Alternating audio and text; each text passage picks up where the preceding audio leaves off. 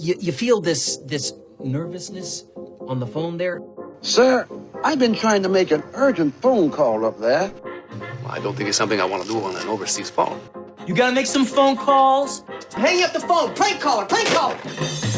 Ladies and gentlemen, welcome once again to Packernet After Dark. This is the call-in show, the Packernet Podcast Network. If you'd like to call in, if you'd like to participate in the show, please feel free to do so. The phone number here is 608-501-0718. New callers go directly to the front of the line. We don't have any new callers, but we got Nico. Brian, this is Nico. On the balcony making breakfast sandwiches this beautiful Monday morning. Nice. Quick one. Garrett's talking about conspiracy theories. Push.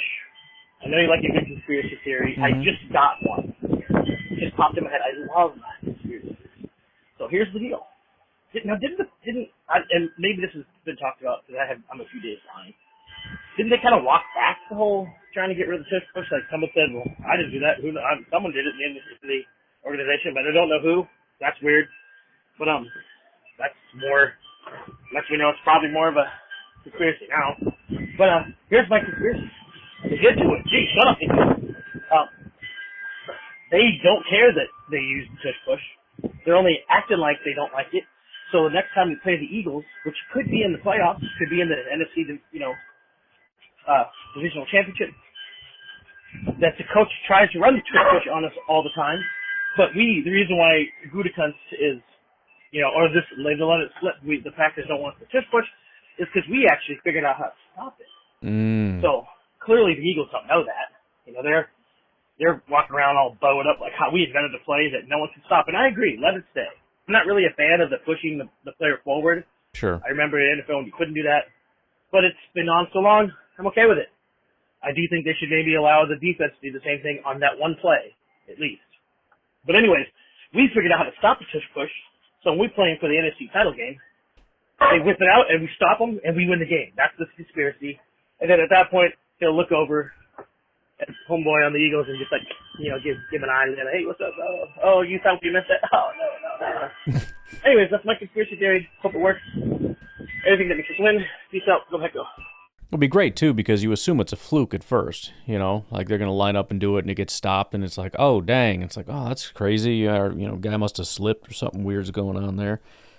And then they run it again, and it gets stopped, and, it's got to be by, the third time that you start to think, okay, something's going on. But before that, it just feels fluky. The second one maybe raises some hairs in the back of your neck barely, but you're not, that's too great. They've been planning this since the off season with this freaking long sail of nobody can stop it. It's unstoppable. Oh no, don't do it to me. That would be terrible. All just for this moment, and then by that point, you just get smoked. You know what I mean? Probably. I do have my list of conspiracies, and since you brought it up, and I said I would do it, let's look at one. I actually did hear about this, the Denver International Airport thing. So, a couple things. Apparently, the biggest is the fact that there is this gigantic, horrifying-looking Mustang that is rearing up. It's blue, and it has these demonic-looking, glowing red eyes. Apparently, there's also these Masonic symbols, like a big piece of artwork at the entrance.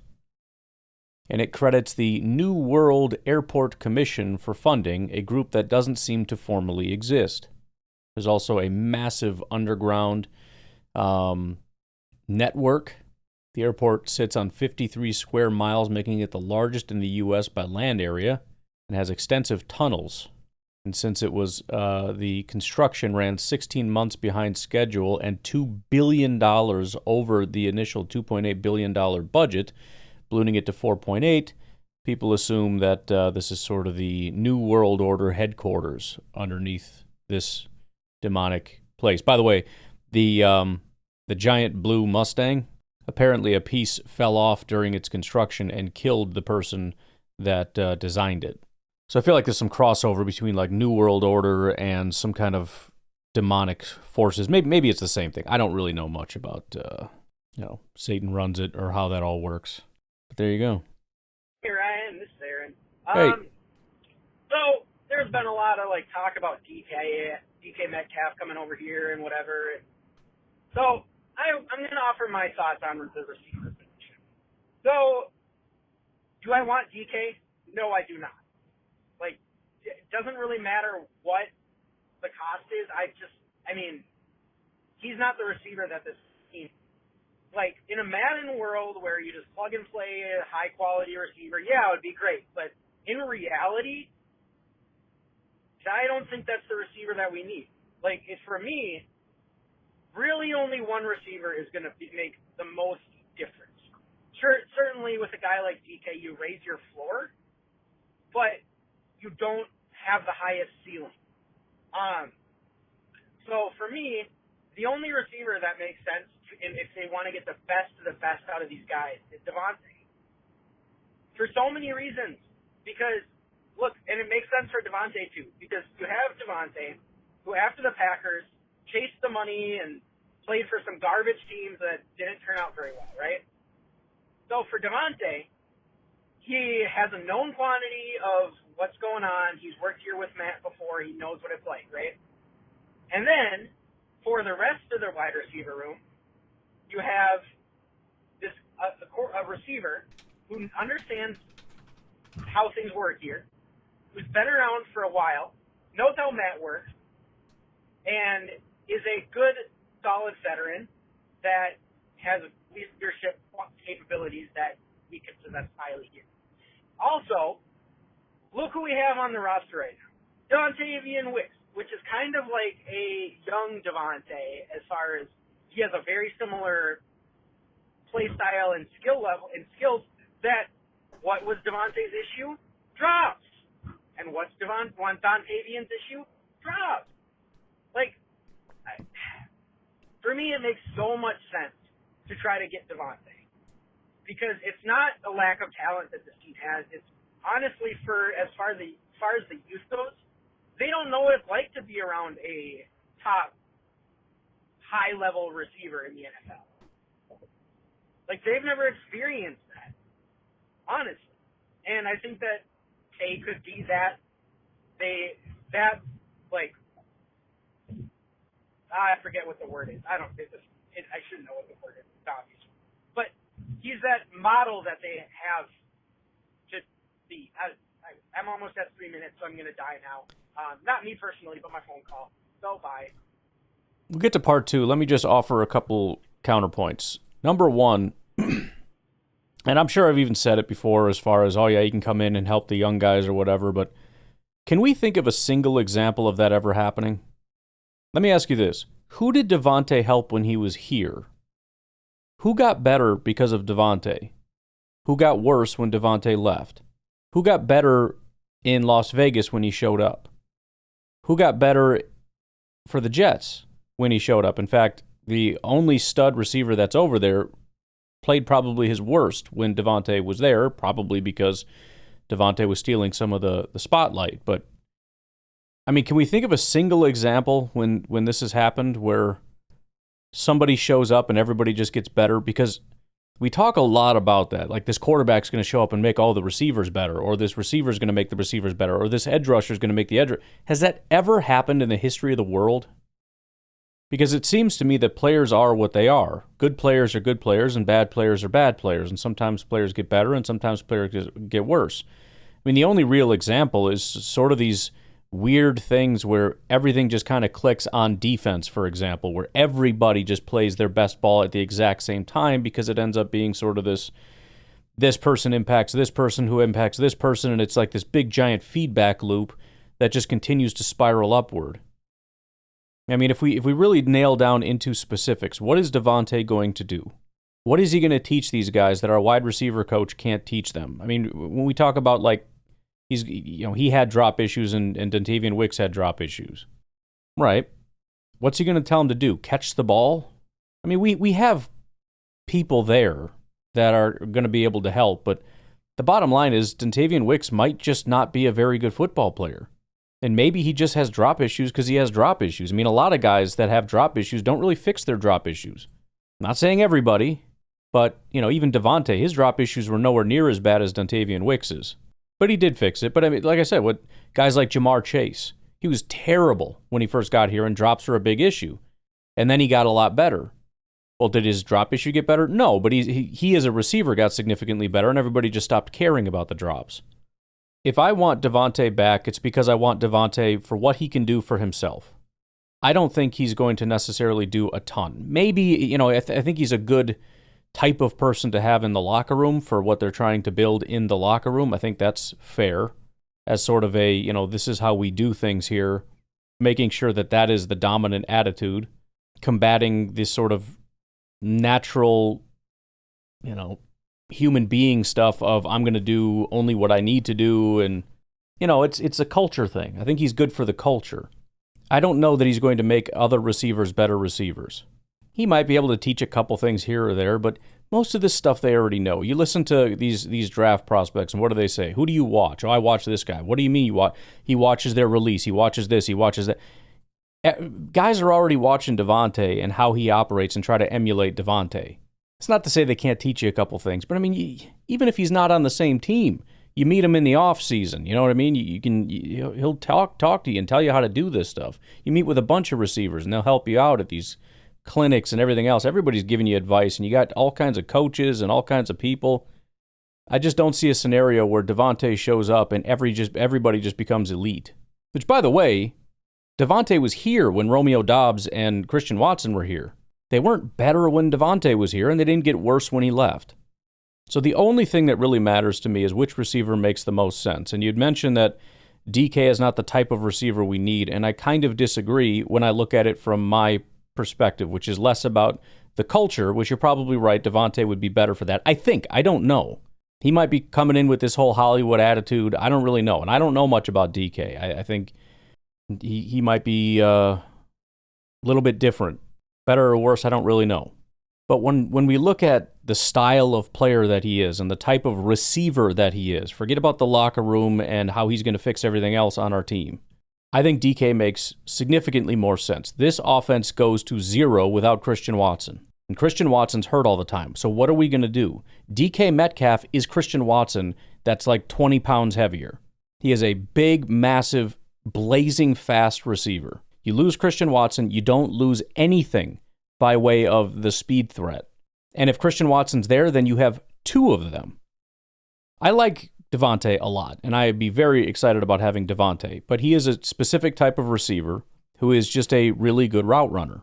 But if you don't have that deep threat, it compresses things underneath and it makes it really hard on Davante. And if you don't have other really good receivers around him, then we're just going to see what we saw before, which is a bunch of double teams, which was able to be defeated pretty easily with Aaron Rodgers because they were very much in sync, on time, rhythm, all this kind of stuff.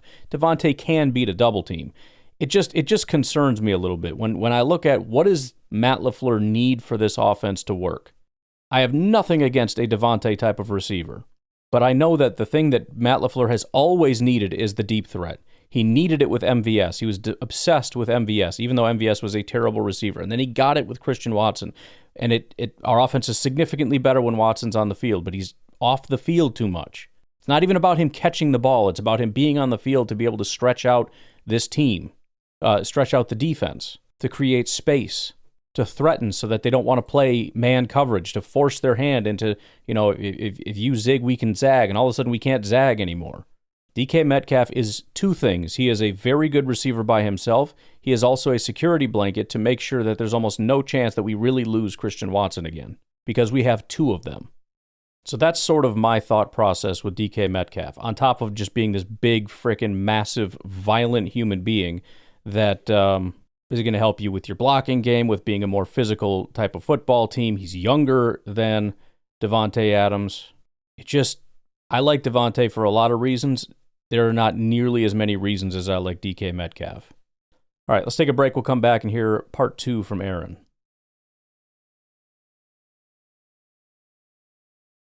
So I'm still alive. Good. Anyways, basically what my last call was talking about is that it's like, at this point, it's not about just finding a wide receiver one. It's about finding the right receiver. Right. And that is going to be very, very key.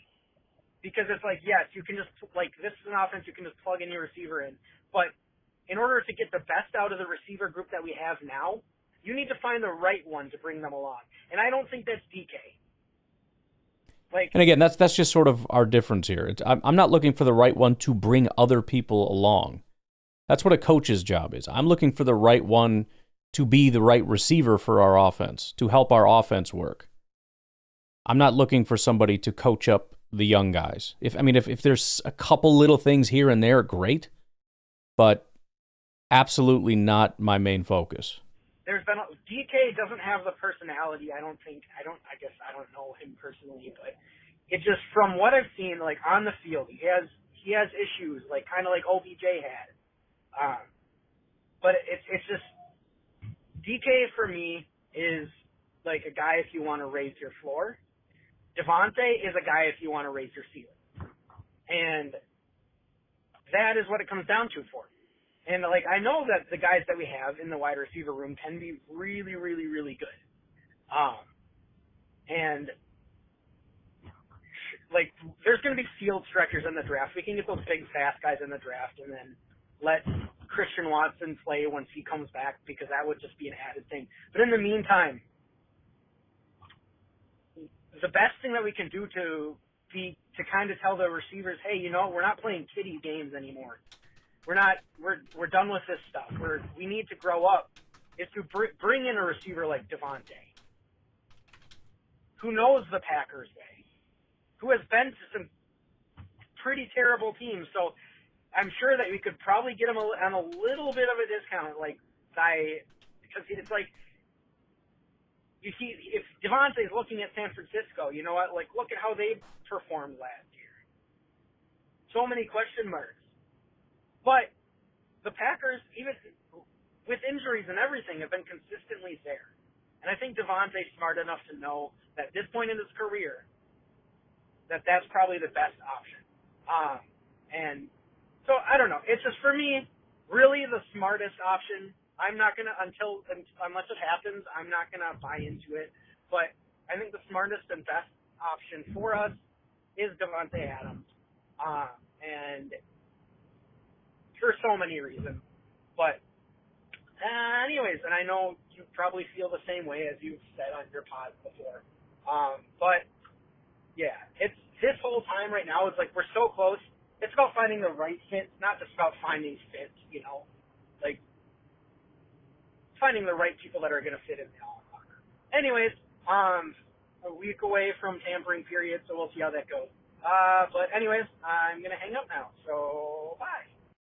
Yeah, and again, I'm not out on Davante, and I think there's a good chance that when you look at compensation, that I would end up preferring Davante, but I don't know. I mean, seem to be a massive chasm between what teams are willing to give up for him and what the team is asking. Not that any of these reports are 100% true, but I think it was Josina Anderson said teams are offering a third-round pick, and the Seahawks want a first and a third. First of all, first and a third is absurd. A first is absurd. If you want to use a first on a wide receiver, just draft one. But remember, the Packers are supposedly asking for a second for Jair. No way in the world are they getting that. There's also really no way that Jair stays with the Green Bay Packers. So the Seahawks can ask for whatever they want. Doesn't really mean anything. Just be curious to see when the dust settles what we're talking about as far as contract value and how much it's going to cost. Which, remember, Davante will cost $0 as far as draft compensation.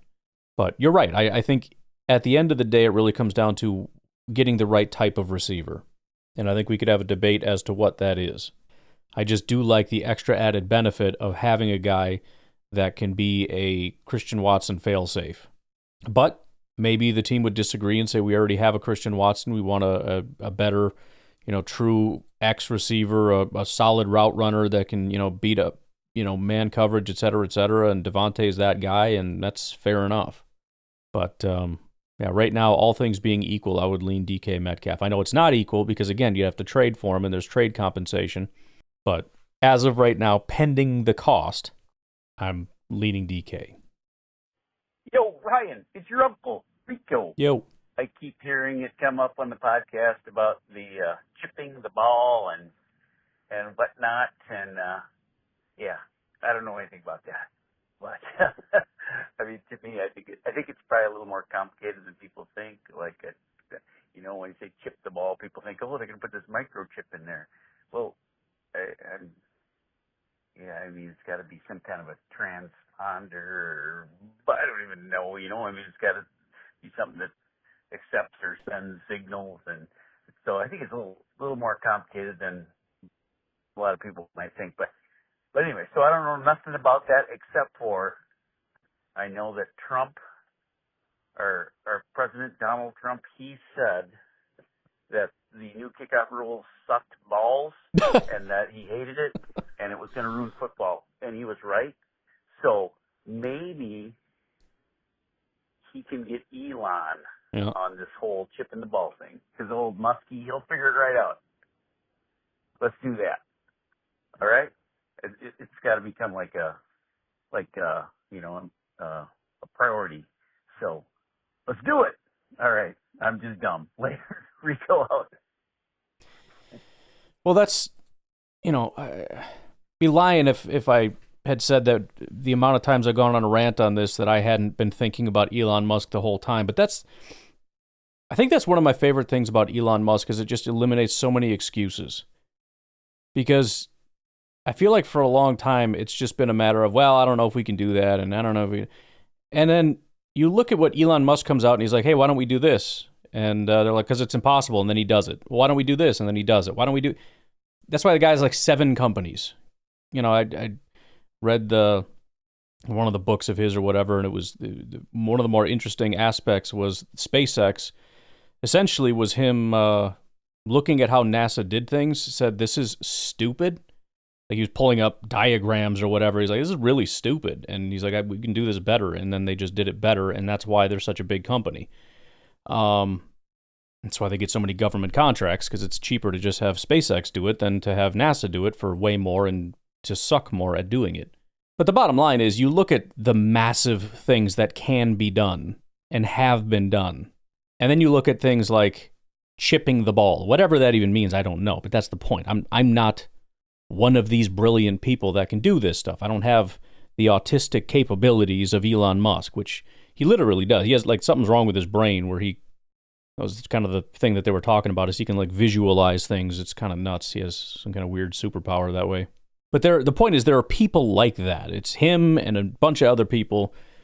These capabilities exist. And if the NFL wanted to, they could do that. They could set out and say, find me the best companies, find me the most brilliant people, find me the heads of you're a massive institution. You could go to Amazon, who's already working with you. This is one of the companies that is so deep in data and analytics and all this stuff. Go to Amazon and say, I would like to hire you to put your best people on this. We already have contracts working together. Do this. And they will do it. And if you don't want to work with them, go to one of his companies, whatever it would be. I don't know. Musk doesn't make a ton of sense. I don't think there's a lot of overlap between what he's doing, and he's in a lot of like environmental and space stuff. Unless you want to like retrofit all the stadiums with solar. I don't know how he could help you, but there's all kinds of people out there if you really wanted to. And like I said, that's one of the best things about this is what we've learned is if you want to do something, you can pretty much do anything. If you're willing to do whatever it takes to get the brightest minds, the most brilliant people on a task, you can achieve whatever you want to achieve. And that's what's so frustrating about the NFL is they just don't seem to want to achieve anything. They want to sit around and litigate. They want to do the most lazy things in the world and fix nothing. And their idea of moving the NFL forward is getting a bunch of owners who don't know anything together and just brainstorming and going, I don't know. And coming up with the dumbest crap. And then you got the NFLPA who have their own ideas. So that's kind of like push and pull and nothing ever really gets done. And then when we do something, we do not even half measures, it's quarter measures. And it's probably a quarter measure in the wrong direction. And it's just like, guys, I wish they just had more ambition. I wish that they were more forceful, in all different directions. On one hand, forceful in saying, I don't care. This is the NFL. This is what we do. Yes, it's violent. Get over it. I wish they were forceful. I mean, on the turf issue, sit down with David Bakhtiari and talk about it. Well, it's too hard to change the turf in certain environments. Oh, really? Look at Arizona. Arizona can do it. That's big thinking. They have a field that they bring in and out. You can do it if you want to. Be big, be great, be the greatest, be the innovators, be at the forefront, be the most technologically advanced, be the strongest, the biggest, the fastest. And instead, what do we get? We get end racism in the end zone. Wow, thank you. You just fixed racism. You did it. You did it. You fixed it. That's so good. Wow. I mean, you did think big. I'll grant you that. And had you been successful, it would have been the greatest achievement in human history to have ended racism. Unfortunately, you did nothing to end anything or fix anything. You just wrote words in an end zone so that you could sign off and say, look at what I did. Look at how good we are at stuff. See, we're the good guys because we believe in this thing here that we all would agree with. That's kind of the point. Yeah, we know. Great. Thumbs up. It's bad. Yeah. Anyways, you want to actually accomplish something or fix something or do something? Would you like to pioneer something? Would you like to do something great? Would you like to do something amazing? No. I think we'll just play in Dublin. Okay. I mean, I guess that's kind of cool, but that's all you got? I mean, again, it comes back to the halftime show. Like everything just feels so lazy. I'm not in awe of the NFL, and I should be. You should be doing things that I look at it and go, I don't even know how that's possible. How could you do something like that? That's amazing. This is the greatest thing I've ever seen. This is a brilliant plan. I never would have thought of that. I don't even know how and that's why I like the Amazon thing, which is, it clearly has some bugs to be worked out, but you go to that Amazon Vision Pro thing or whatever, you go to it and they show you like the track and they show you the miles per hour and they show you which one's the most likely to blitz based on all this different data. And even if it's not perfect, it's not the most interesting. I love what it is. I love where it's going. I love that they're trying. I love the big picture, the vision of, man, if we did this, think about what could be done. Like I said, the greatest analytic in the history of the world is going to be one where you track each individual motion. And instead of using sort of like a lot of the analytics today, what they'll do is they'll look at every single play and they'll look at success rates and all that stuff. That's great. What if you break that down into every single person? And instead of saying, on a play which is 3rd and 3, which still doesn't break down the individual play, because usually on a 3rd and 3, you don't have a defensive tackle coming up the middle and sacking you because he came unblocked. Well, yeah, this player, usually you get a first down and he lost 2 yards, so that running back must suck. No. Don't look at the play. Look at the players.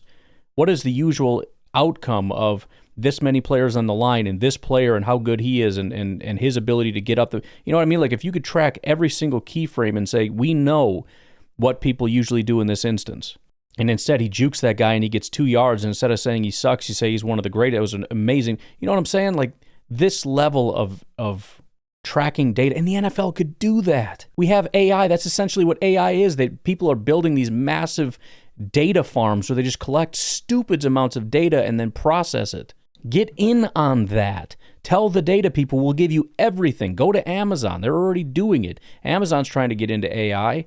We already have the contracts. Take all of our data. I want to be a partner with you, and I want you to take all of this data, every single data point, and by data point I mean keyframe, every single pixel is a data point. Or we can just put stop hate on our helmets. To each his own. Let's take a break. We got another Uncle Rico on the other side. Yo, Ryan, it's your Uncle Rico again. Yo. I realized that the NFL probably doesn't want anything to do with Elon Musk because they're no fun. NFL, no fun league. But maybe Amazon. They got some people over at Amazon. Exactly. I'm sure if you gave them the task of the old ball tracking and locating and that, they'd be right on be that, all over it. Right out. And then, every time there's a first down, they could be like... The infrastructure they already have is insane. I mean, they've already got all this data. Like, I couldn't even speak to you intelligibly. All I know is whenever I look into, like, what can I do with data? Like, where can I store data? They're like, oh, you got to go to AWS. Like, Amazon is, again, I can't speak into, maybe there's better solutions, but that's always where people go. It's this massive infrastructure where you can house data in all these different ways. And, of course, they already use it. That's probably how they are so good at their logistics. It's all just data. But Yeah, they're incredible with data. So just give it to them. And they would be happy to do it. And I'm sure you could work out some kind of a deal where you wouldn't even have to pay them. They'd be happy to do it anyways because they already have the infrastructure. You just give them access because access is what they want. And they can make tons of money off of this. And they can put it on Amazon Prime. And they can make buku bucks to essentially be the data hub of the NFL. But no, we can't just think about these things and work out that kind of a deal where they can massively benefit our thing and it doesn't cost us anything. It just makes them massively rich off the end. Like, whatever. First down by the Packers. No, we're just going to work on selling television deals. We're going to work on selling commercial deals because that's how they did it in the 70s. Okay, cool. Brought to you by Amazon. I don't think it's that hard. I mean, it's not easy, of course, but it's it's not. But Amazon will do it. Don't know anything. It's hard, but I'm sure those guys at Amazon, they're on it. Exactly. Somebody's on it. I mean, somebody knows about this stuff, and and when they're talking about these investments, it's nothing for the NFL. They could freaking spend millions and it wouldn't put a dent in their pocket. I mean, I've lost hundreds of thousands of dollars in my life. It's no big deal. It happens, right? So I hope not. Jeez. Yeah. If they put any effort into it, it would be amazing. So, effort. It's all it takes. You just got to talk somebody into it to get past the status quo or whatever you would call it and move forward. So, I know it's not up to us as fans, and I know there's nothing we can do about it. That's why I usually don't get into these arguments, because there's nothing we can do about it. So, but anyways, I'm sure somebody knows, buddy. I don't even know why I called. Rico out, go back, go. You said you didn't call. That's why I called. No, I like appreciate calls. it. You got me fired up. 5 now, buddy. Later, Rico out. And look, I mean, they are doing stuff. Things are slowly changing. I just don't think we're so far ahead right now. You know, we're talking about these little changes, and they're like, oh, look at this crazy technological thing. It's like, do you understand where we are right now? Like, we're a handful of years away from sending rockets to Mars. We got Elon catching rocket ships with arms, which he was told was physically impossible, and now he's working on trying to land them in the ocean. He has satellites, thousands of them, circling our entire globe so that anybody can essentially have cell and internet service at any time from anywhere on the planet. You know why? Because it's a very obvious solution and nobody felt like doing it. So he's like, I guess I'll do it. And now he controls all of the space. Because the United States could have done it, but nah, didn't feel like it. Okay, we're going to build cell towers and 6 electric charging stations. Wow, well done. Very good. You get a frickin' gold star. The advancements in AI right now are shocking. Overvalued? Sure. Doesn't really matter. Not the point. The internet had a bubble too. Doesn't mean the internet wasn't valuable. Just means people are overpaying for it. I guess I'm just excited because I'm actually, for almost the first time in my life since the internet, amazed at what we're doing. And then you look at the NFL and it's like, what do you guys got? And it's like, what are you talking about? What are you doing? Anything? Or I guess it could be worse. I don't know, but I hear that the NBA is on the verge of total implosion. I don't know. I feel like if you, and I wouldn't be one of them, but if you could find competent people to run a business, you could do some amazing things these days. Would not be hard to innovate. Hey, Ryan, Danny from California. I was listening to Apple Podcast, Bootleg Football, and it's an episode from, I believe, February 20th. The title is How the Eagles Were Built, and it's very interesting because, you know, that's that Brett Coleman guy, right? He went into the Eagles contract, and all their major players, every one of them, they're all structured to blow up the salary cap hit until 2029. So he's just like, that makes no sense. So he went and started doing some research. Apparently, the owner of the Eagles, Laurie, is one of the main negotiators for the basically the media rights deal, right? Now you look at 2029, and that year there's an opt-out for the NFL media rights deal to renegotiate that deal. Currently, it's a $100 billion media rights deal. with the ability to renegotiate in 2029.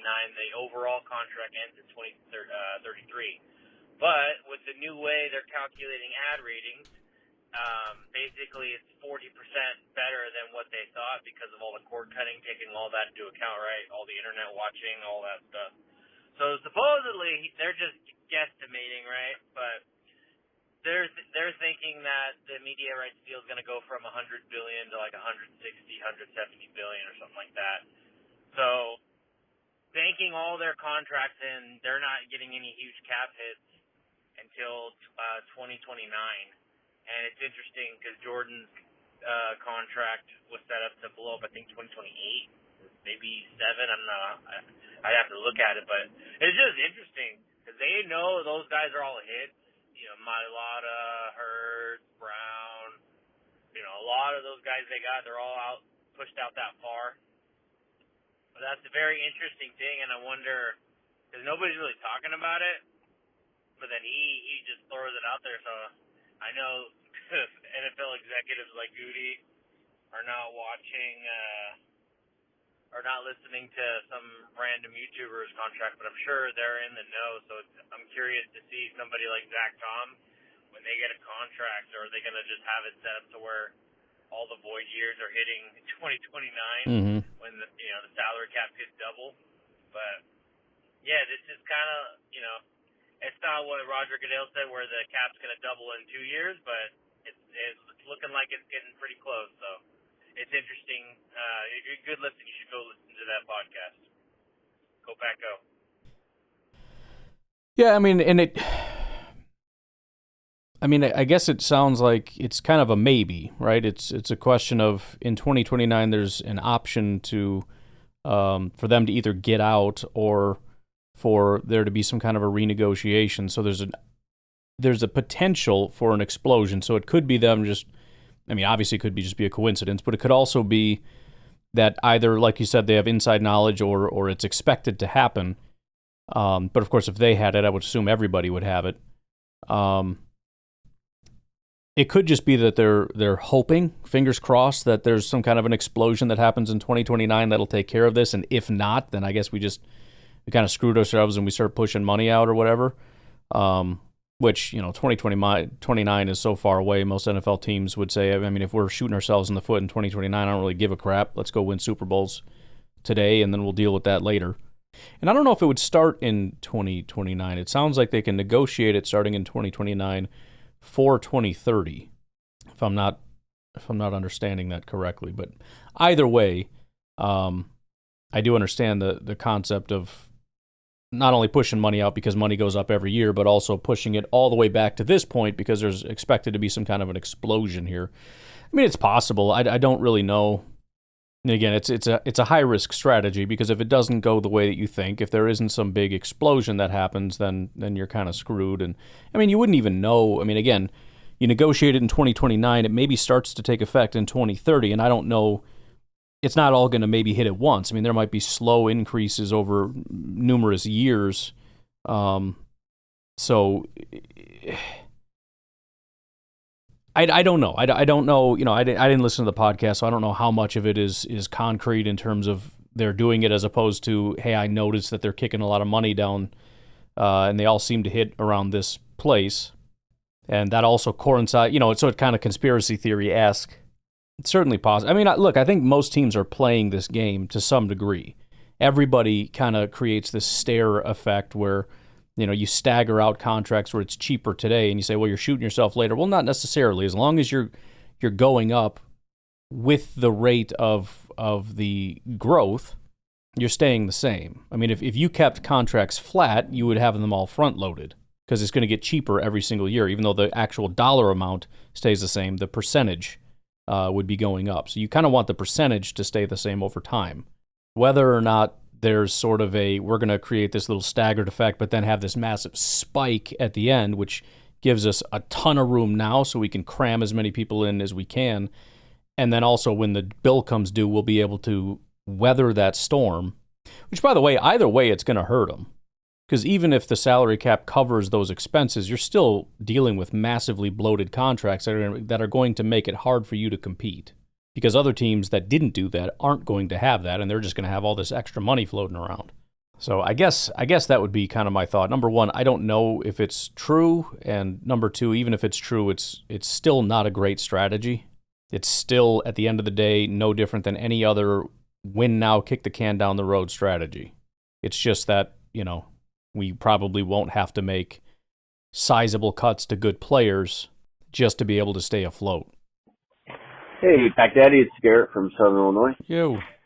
Well, just seeing more and more news come out with the extension for Max Crosby, which makes it more extremely unlikely that he will be traded or anything else for that matter. So I think it just increases the market value for Khalil Mack, and I agree with you wholeheartedly. It's like I kind of feel like if Green Bay can get a veteran DB like Reed, get a extreme defensive end pass rusher like Khalil Mack, I think it opens up their draft to just go after, definitely a defensive tackle, and then after that, pick a defensive back, and all bets are off of who they get after that. So I'm really hoping that that's who they can snag, because then I feel like the draft is just Goody just, going in the candy store and picking his best favorites. So, because I would love to see them get a pass rusher in free agency to allow them to get someone a defensive tackle in the first round, because I think there's some real good value in the back of that draft. So I don't know. I guess I would ask you this: if they were able to at least get Khalil Mack or Reed, I feel like that just makes Green Bay even that much more tantalizing for the other free agents to sign with them, because they're boosting their defense and improving just that much more. So maybe somebody like Davante Adams would feel more likely to sign with them if it looks like they're, typically, going all in, getting these big time free agent players like Khalil Mack. So I don't know. What do you think? I'm out.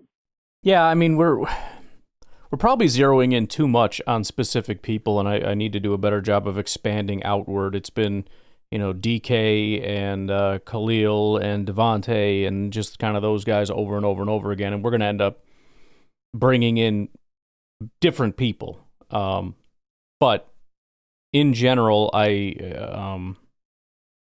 agree with the sentiment that we need to go out and, like I've said before, make sure that we just don't have any massively pressing needs, so that we just feel good about the team going into the draft. We can focus best player available, if that's defensive tackle, or if that's wide receiver, or if it's whatever it happens to be. We just go out and try to find studs. Try to find the next Edgerrin Cooper at whatever position they happen to be at. But anyways, I'm going to get out of here. Got just a handful of calls, a couple Jersey Mike, a Drew, and a Daniel. So get your calls in, and I will talk to you when I talk to you. Have a good one. Bye-bye.